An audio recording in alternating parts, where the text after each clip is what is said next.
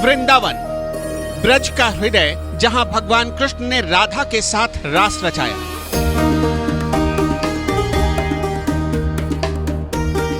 ब्रज 84 कोस में फैला है, इसलिए इसे 84 कोस भी कहते हैं। यही विराजमान है सप्त देवालय और इसी ब्रज में है मथुरा, गोवर्धन और बरसाना। यहाँ की दान गली, मान गली और गोपेश्वर गली इसके आध्यात्मिक केंद्रों में से एक है। इसी वृंदावन में सप्त देवालय भगवान गोविंद देव जी, भगवान मदन मोहन जी, भगवान गोपीनाथ जी, भगवान जुगल किशोर जी, भगवान राधा रमण जी, भगवान राधा बल्लभ जी और भगवान बांके बिहारी जी। वैसे तो इन सातों मंदिरों में भगवान कृष्ण के अलग अलग स्वरूप विराजमान हैं, लेकिन सबसे ज्यादा भीड़ उमड़ती है तो सिर्फ बांके बिहारी जी के मंदिर में। इतनी भीड़ कि वीकेंड पर यहाँ 1.5 से 2 लाख लोग पहुँचते हैं दर्शन करने के लिए।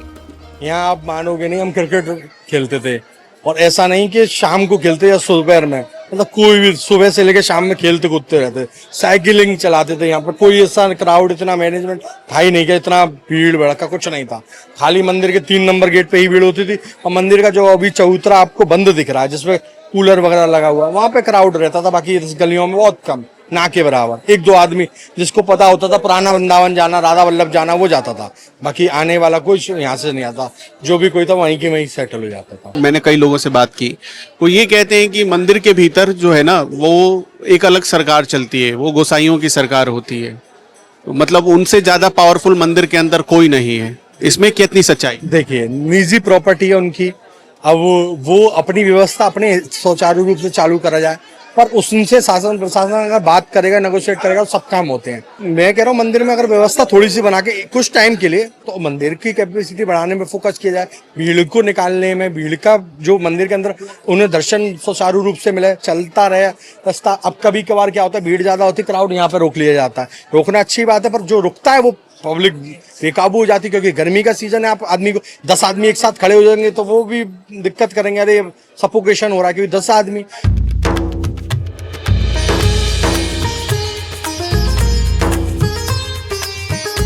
मंदिर छोटा है, मंदिर के सारे एंट्री और एग्जिट गेट छोटे हैं, इसलिए इतने लोगों को एक साथ संभाल पाना बहुत मुश्किल काम हो जाता है। आम दिनों में भी 70 से 75 हजार लोग बांके बिहारी जी के मंदिर में दर्शन करने पहुंचते हैं। ऐसे में यहाँ की तंग गलियों में कभी कभी इतनी उबाऊ भीड़ हो जाती है कि लोग बेहोश होकर गिर जाते हैं। कई बार तो भगदड़ तक हो चुकी है।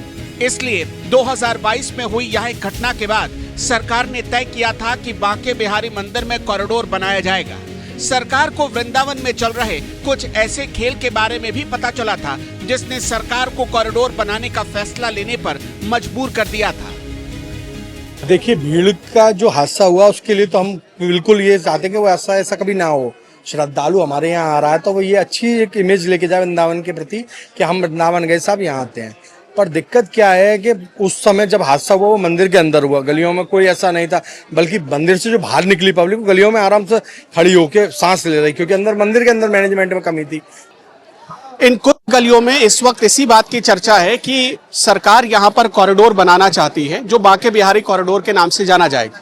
सरकार का तर्क ये है कि कॉरिडोर बना तो इस भीड़ को हम नियंत्रित कर सकते हैं, और इसके लिए जो प्रवेश द्वार यानी एंट्री गेट्स और एग्जिट गेट्स जो बनेंगे वो इतना होगा कि 1.5 से 2 लाख लोगों को एक बार में संभाल सकता है। यहाँ पर सैटरडे और संडे को हालात ऐसे हो जाते हैं कि कम से कम 1.5 से 2 लाख दर्शन करने के लिए आते हैं लोग, श्रद्धालु। वीकेंड पर खास तौर पर भीड़ होती है, लेकिन जो सरकार तर्क दे रही कि इस भीड़ को संभालने की व्यवस्था इस वक्त मंदिर के पास नहीं है, इसलिए यहाँ पर कॉरिडोर बना दिया जाए तो सब चीजें व्यवस्थित हो जाएंगी। हम जिस रास्ते में चल रहे हैं, ये बांके बिहारी मंदिर की तरफ रास्ता जाता है। इस पूरे रास्ते में सुविधाओं का भी भारी अभाव है, जैसे कि आपको शौचालय नहीं मिलेगा, जैसे कि आपको यहाँ पर जब आप जाएंगे तो मेडिकल की टीम नहीं मिलेगी, मेडिकल की कोई सुविधा नहीं मिल सकती है। तो इस तरह से ये सारी सुविधाएं कॉरिडोर के जरिए सरकार बहाल करना चाहती है, लेकिन स्थानीय लोग कहते हैं कि इससे इन कुंज गलियों की रौनक खत्म हो जाएगी। बट यहाँ पे इतना धक्का मुक्की हो रही है दर्शनों के लिए, और किसी बुजुर्ग के लिए, किसी बच्चे के लिए ये दर्शन करना मुश्किल ही नहीं, नामुमकिन है। कॉरिडोर से व्यवस्था हो जाएगी एक, ताकि आम लोगों के लिए भी वो इजीली मंदिर तक पहुँच सकते हैं। आप कहाँ से आए भाई? उन्ना। क्या नाम है? राजेश कालिया। तो आपके हिसाब से कॉरिडोर से क्या क्या फायदा है? कॉरिडोर से यही है कि यहाँ सिस्टम बन जाएगा, लोग आराम से जाएंगे। जैसे हिमाचल में है वहाँ भी वो है, ग्रिलें लगी होती है, आराम से दर्शन होते हैं, आराम से आते हैं, धक्का मुक्की कोई नहीं होती। यहाँ धक्का मुक्की बहुत है और बच्चों के लिए और बुजुर्गों के लिए तो बड़ा मुश्किल है यहाँ पे। के दर्शन खड़े होकर नहीं कर सकते। माँ के बिहारी में आप भले आपको आनंद आया होगा, दर्शन भी आपने 5-10 में खड़े होकर करे होंगे। दिक्कत कहाँ है ये बताओ ना। दिक्कत ये है, हजारों लाखों आदमी का व्यापार जा रहा है, घर मकान टूट रहे हैं। ठीक है, ठीक है, ये अपने उस हिसाब से बोल रहे हैं। गवर्नमेंट इतना बेवकूफ थोड़ी है, they will arrange something for themselves. उनके लिए कुछ ना कुछ अरेंज करके देगी। ऐसा थोड़ी है कि उस गवर्नमेंट ने इनको उठा दिया यहाँ से तो इनको कुछ नहीं देंगे। They will get crore of rupees regarding, अगर उनका इतना सा वो भी टूटता है ना तो पैसे गवर्नमेंट वो भी पीछे। गवर्नमेंट क्या दे रही है? जाएंगे मकान 100-200 गज के और फ्लैट दे रही है। फ्लैट में आदमी 100 गज रहने वाला इंसान एक फ्लैट में रह लेगा? 100 गज से नीचे तो फ्लैट होता ही नहीं है और पूरी जिंदगी बीत जाएगी एक फ्लैट बनाने के लिए। और फ्लैट में इंसान 100 गज के इंसान में आदमी 100 गज के में 3 मंजिल बना लेगा। फ्लैट में 2 कमरे 3 कमरे में रह लेगा इंसान, रह सकता है। उसके ऊपर बना लो आप, अगर आपको नहीं बना सकते। फ्लैट के ऊपर तो बना ही नहीं सकते हैं। फ्लैट दे रहे होंगे, फ्लैट दे रहे हैं वो तो, फ्लैट में नहीं हो। वेल एस्टेब्लिश मकान अगर गवर्नमेंट दे रही है वेल फर्निश्ड, तो मुझे नहीं लगता आप यहाँ कौन सी आपके लिए मुश्किल नहीं है। बारिश हो जाए तब मुश्किल है, मुश्किल है या नहीं है? तो अगर सुविधा मिल रही है, सुविधा लेनी चाहिए। बिहारी से लाखों आदमी का रोजगार चल रहा है, यहाँ से नहीं, हमारे वृंदावन के लोगों का नहीं, और लोगों का भी व्यापार चल रहा है, बहुत लोगों का व्यापार चल रहा है इन चीजों से। गवर्नमेंट को ना दोनों चीजों को बैलेंस रख के, कॉरिडोर को भी और आपकी जो आपकी दुकान है, आपका मकान है, उसको भी मतलब बैलेंस रख के एक बातचीत करके एक समझौते के तहत ही ये चीजें करनी चाहिए। तो व्यवस्था होनी चाहिए। ऐसा नहीं जो बंदा यहाँ बाहर से आता है ना, जिसको नहीं पता, सपोज कोई आप बाहर से आए, आपका जानने वाला नहीं है, तो वो इतना परेशान होकर यहाँ से जाता है, फिर अगर उसको कुछ बोलता है तो लोगों का कहना है कि बांके बिहारी ने हमें यहाँ पे लूटने के लिए बोला है। तो ये चीजें गलत है। बांके बिहारी के नाम पे अगर ब्रिजवासी ये बोले कि ब्रिजवासी का तो काम ही मांगना है, ब्रिजवासी का तो काम ही लूटना है, वो चीज गलत है। अपनी श्रद्धा से बंदा जो देके जाता है वो ओके है, ठीक है। अगर आप बोलो कि ये बांके बिहारी जी का नाम लेके उनको बदनाम करके ब्रिजवासी ये बोले कि वो चीज गलत है। तो दर्शन करने में आनंद आपको आया कि नहीं आया? और जब फूल बन जाएगा तो उसमें आपको आनंद आएगा। हमने तो देखो, आनंद जिसको आना है ना उसको घर बैठ के भी आ जाएगा। सही बात बताएं, आनंद जिसको बांके बिहारी के दर्शन आनंद लेना है ना, वो आंखें बंद करके कहीं बैठेगा, वहां से भी आ जाएगा। तो ऐसे हैं जो अचानक बुला लेते हैं, प्लान बनता भी नहीं तो भी अचानक ठाकुर जी बुलाते हैं। मैं कभी नहीं सोचा 64 साल उम्र हुई, कभी सोचा भी नहीं कि बांके बिहारी जाना है, कभी सोचा भी नहीं। सडनली माइंड में आता है मेरे कि यार बांके बिहारी, मैंने मेरे दोस्त है, मैंने इनको फोन करा कि आ जाओ, टिकट कराता हूँ, बांके बिहारी चलते हैं।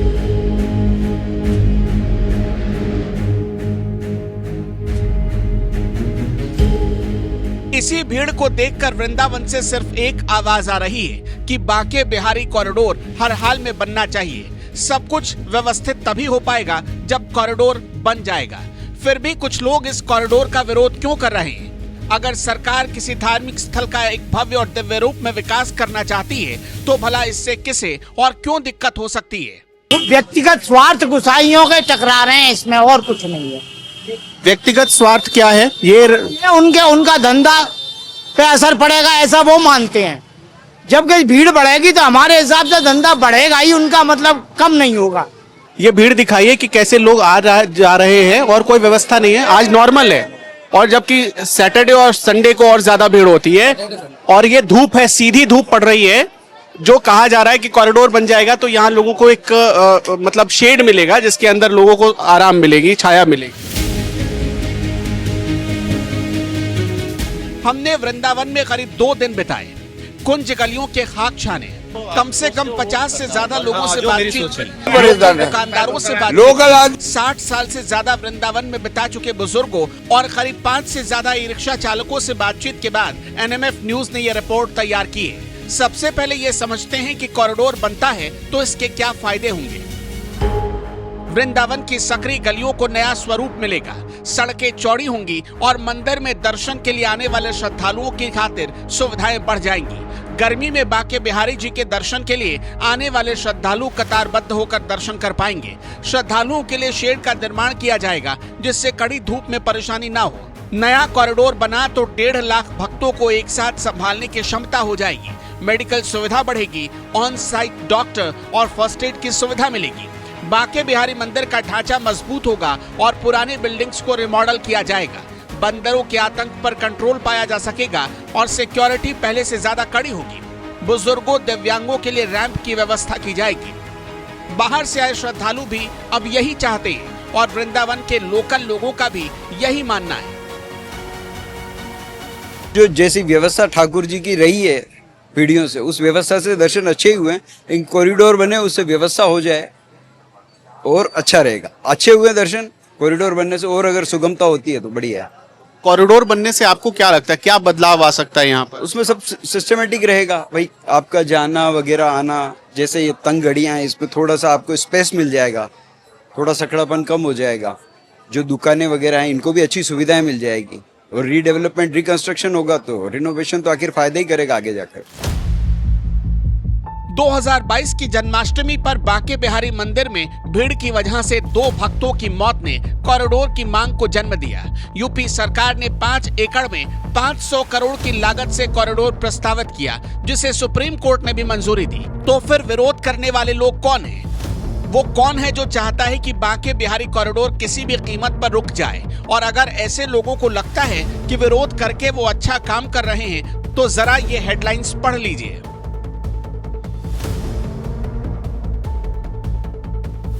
जब आप वृंदावन के बांके बिहारी मंदिर में जाएंगे तो मंदिर के बाहर बहुत सारे ऐसे लोग घूमते मिल जाएंगे जो आपको वीआईपी दर्शन कराने का भरोसा देते हैं। प्रति व्यक्ति 500 रुपए से बोली शुरू होती है। आपकी किस्मत कि आप 101 रुपए में दर्शन करवाने के लिए सामने वाले को तैयार कर लें। यहीं से असली खेल शुरू होता है।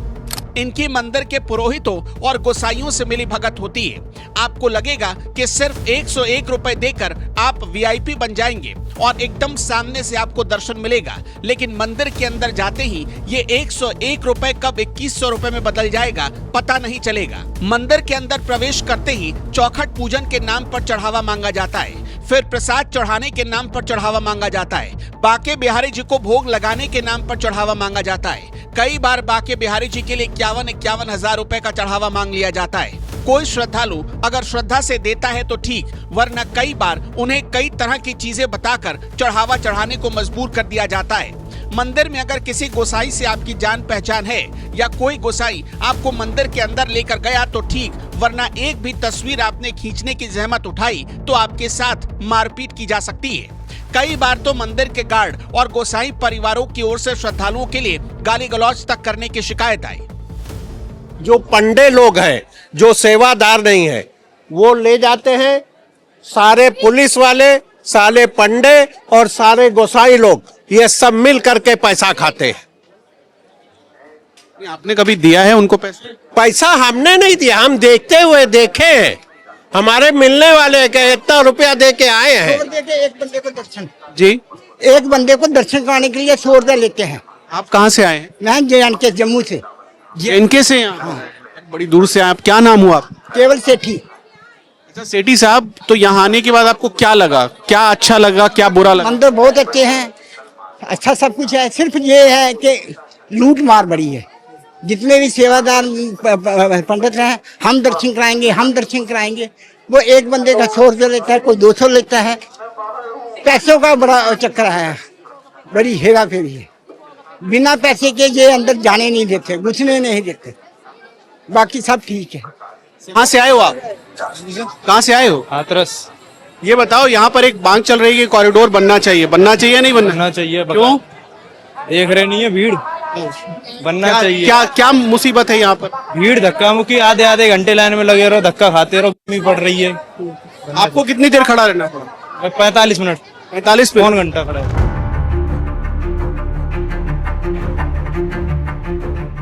जो सुन रहे थे आप, वो हम नहीं बल्कि वृंदावन आए लोग कह रहे हैं। वृंदावन में ई रिक्शा चलाने वाले लोगों से जब हमने आम श्रद्धालु बनकर बात की तो मंदिर के भीतर चल रहे व्यापार का पूरा कच्चा चिट्ठा उन्होंने खोल कर रख दिया। वो कैमरे पर आने से डरते हैं, कहते हैं कि हमें तो यही रोजी रोटी चलानी है। बांके बिहारी मंदिर में तस्वीर खींचने, वीआईपी दर्शन करने और चढ़ावे को लेकर कई बार विवाद हो चुका है।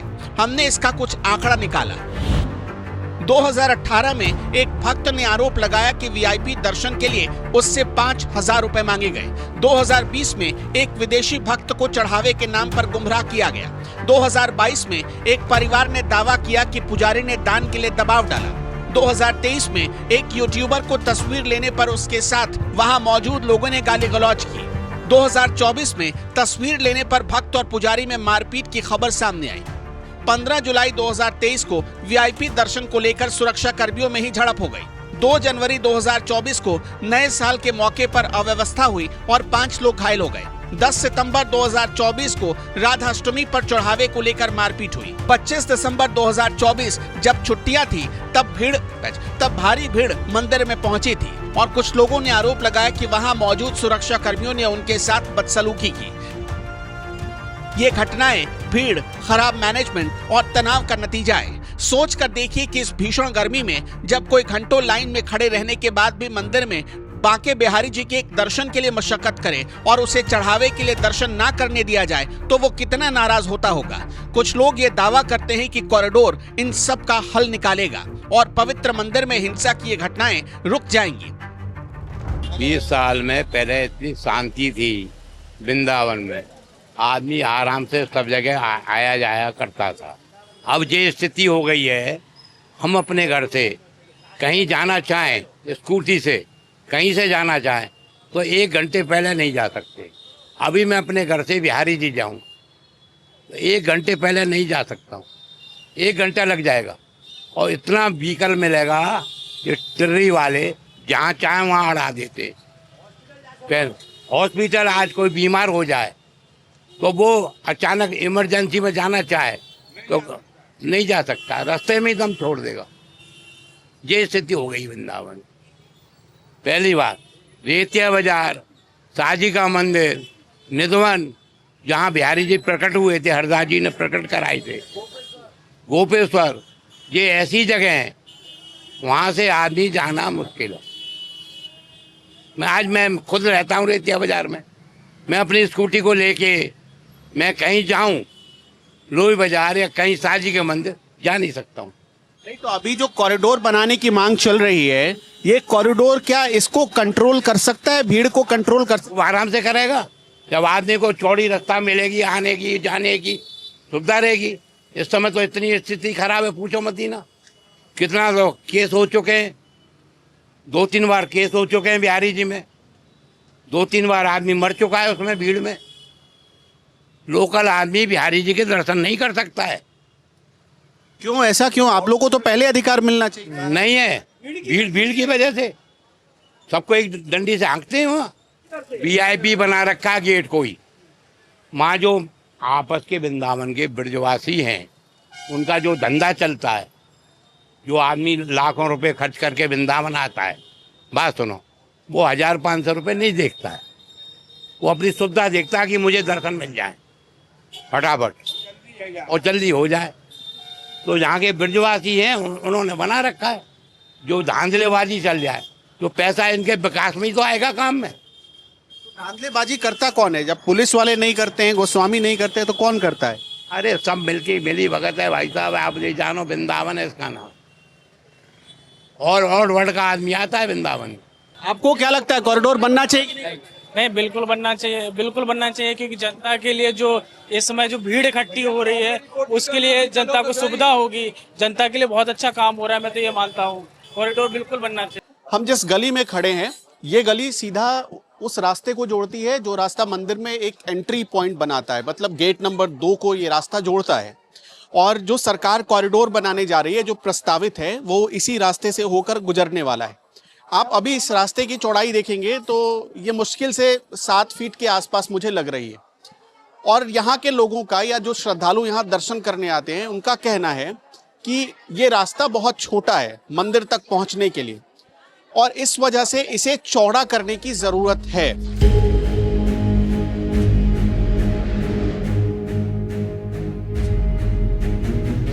जब आप वृंदावन की गलियों में घूमकर विरोध को समझने की कोशिश करेंगे तो एक जबरदस्त चीज भी पता चलेगी। बांके बिहारी कॉरिडोर का विरोध करने वाले गोसाइयों में 2 फाड़ है। टटिया आश्रम से जुड़े कुछ लोग दावा करते हैं कि असली गोसाई वो हैं। और बांके बिहारी मंदिर के गोसाई खुद को श्री हरिदास जी का असली वंशज बताते हैं। पूरा मंदिर गोविंद, गोपीनाथ और मदन मोहन, ये 3 मंदिरों की संपत्ति है पूरा वृंदावन।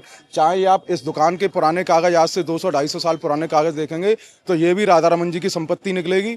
जो बांके बिहारी है, बांके बिहारी मंदिर की संपत्ति, जो बांके बिहारी का मूल मालिक है, बांके बिहारी से पहले उसका मालिक मदन मोहन जी है और मदन मोहन जी से भी पहले उस जगह का मालिक गोविंद देव जी है। ये सारी वृंदावन 3 मंदिरों की संपत्ति में है।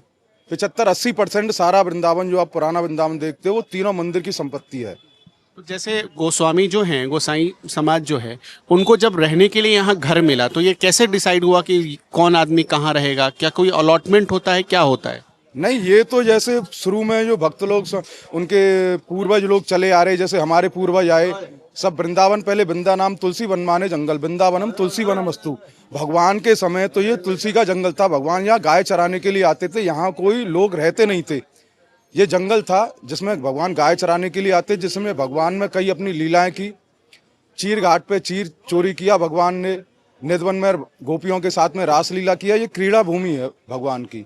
मगर जब साधु संत लोगों को तपस्या के आधार पर जैसे वृंदावन सुन के आए और उन्होंने तपस्या की, जैसे स्वामी हरदास जी हुए, हरबंश जी हुए, हरिराम व्यास जी हुए, चैतन्य महाप्रभु हुए, तो उनको भगवान ने तपस्या के प्रभाव से उनको अनुभूति कराई कि मेरा इस जगह ये विग्रह दबा हुआ है। या राधा रानी ने, जैसे श्याम सुंदर मंदिर के सामने है नूपुर प्राप्ति स्थान है, वहाँ राधा रानी का उनको नूपुर मिला, कहीं किसी को राधा रानी का कोई चरण चिन्ह मिला। तो इस तरीके से वृंदावन का विकास हुआ है। फिर उन्हीं के वंश में आगे चल के जो स्वामी लोग हुए, जो साधु संत महात्मा हो, उन्हीं के वंश में आगे चल के उसी तरह से ये यहाँ रहने लग गए।